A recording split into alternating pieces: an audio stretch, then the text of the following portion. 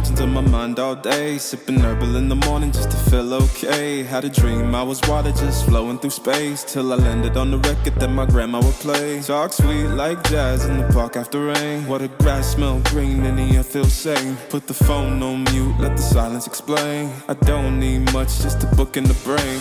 Used to chase things that would run from me.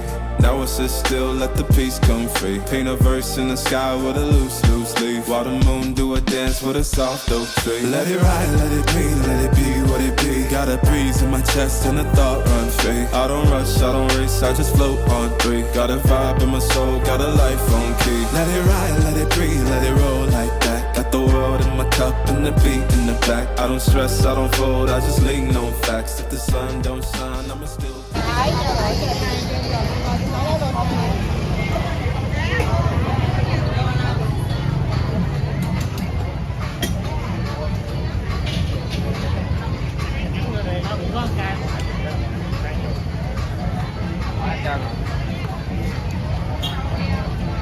Một bữa một cái về. Dạ em ơi, dạ Thái về bữa về sen đi. Dạ đi, dạ em muốn với hộ anh hai đứa trà Thái về bữa trà sen đi bác nè.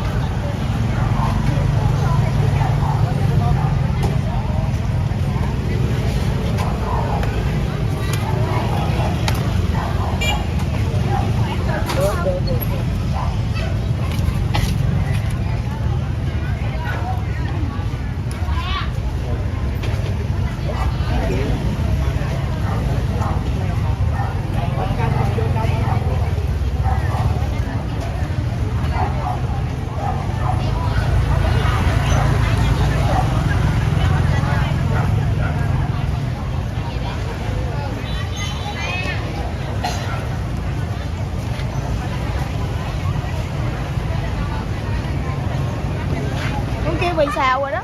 Đâu, Hậu Lệ mày đâu? Đã đang ngồi đâu đó kìa, một nắm. Đâu có Hậu Lệ mày đâu? Còn lại em mua bánh mạch tuột cho mấy đứa nhỏ mà qua.